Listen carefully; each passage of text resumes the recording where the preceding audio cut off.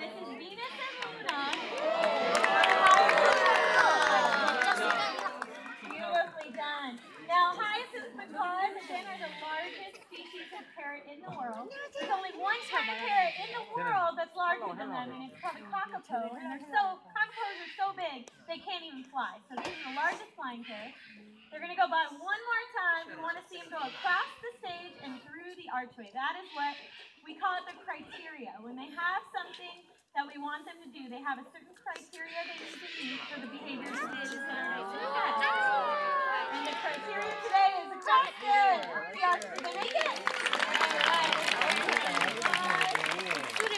Okay, so now we have a very special bird coming out. He is not new to shows, but he thinks he's new to shows. He's still getting used to show business and doing his behavior in front of an audience.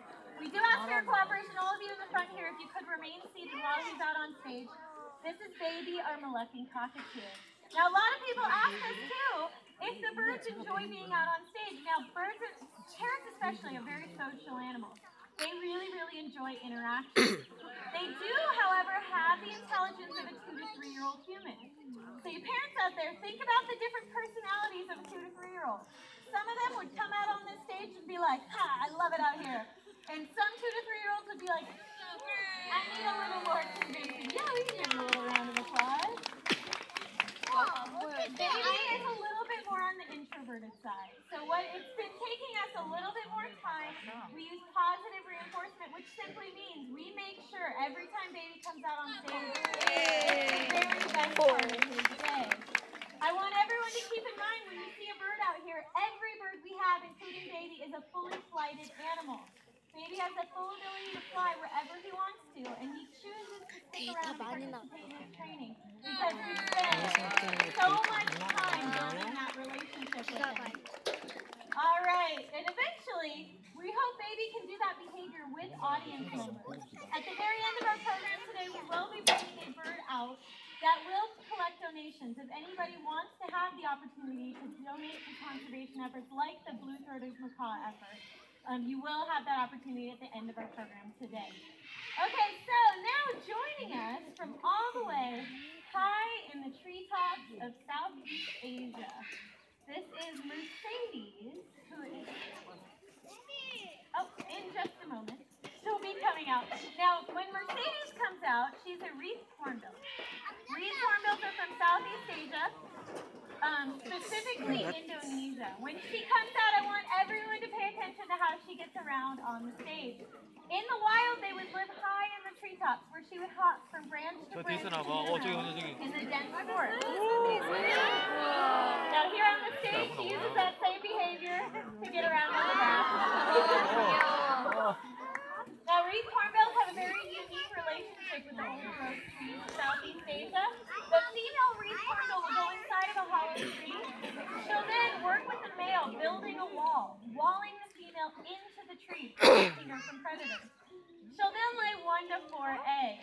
During this time, it is the male's sole responsibility to go out and forage and bring food back to the female.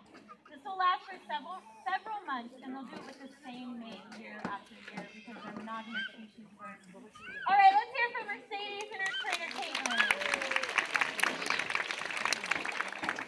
Most of the birds we've met so far come to us from somewhere tropical, maybe a little bit warmer climate, but now we're going to meet a bird from somewhere much cooler. She's one of the largest of her kind, boasting a 6-foot wingspan, okay, making a rare daytime appearance. This is Barbarella, our Eurasian eagle owl. Now again, she's one of the largest of her kind, and you're not going to see an owl much bigger than this one because she's a female. You guys can wait right there. Because she's a female owl, she's about a third larger than the males of her same species. Now she only weighs in at about 4.5 pounds. She's mostly fluff there, but don't let that 4.5 pounds fool you. This animal has the ability to take down prey up to 10 times her own weight. Extremely strong talons with her. That, along with excellent hearing and excellent vision, makes her an unstoppable force in the night sky. That was Barbarella. So some of the largest and most magnificent birds of prey are the eagles. Joining us now is Lisa, our African fish eagle. African fish eagles may look a little familiar, right? Because African fish eagles are very closely related to our national bird, the American bald eagle. Fish eagles, just like bald eagles, hunt mainly fish, which they catch right off the surface of the water during flight. So, although they'll hunt mainly fish in the wild, they'll sometimes take on the occasional larger prey item, including full-grown flamingos. Fish eagles and bald eagles, because they are fish specialists, actually have specialized pads called spicules on the bottom of their feet to help grip those slippery fish. All right, let's hear it for Diva. Okay, so you guys ready to pick up the pace a little? All right, so if Em used her excellent vision, up to 8 times the vision of a human, to choose her target, which today is going to be Kristen, over in the stands. Yay, Kristen! So Kristen's going to be catching Phoenix, which Phoenix is going to be reaching about 50 miles per hour, tucking her wings, coming in as quickly as she can from point A to point B, which is Kristen. Again, they have excellent eyesight and agile flying skills. Let's see what she does here. Nice! As you can see, the quickest way to Kristen's glove was through the building. All right, from not to be outdone, our next bird wants to show off his aerobatic skills in a simulation of the hunt.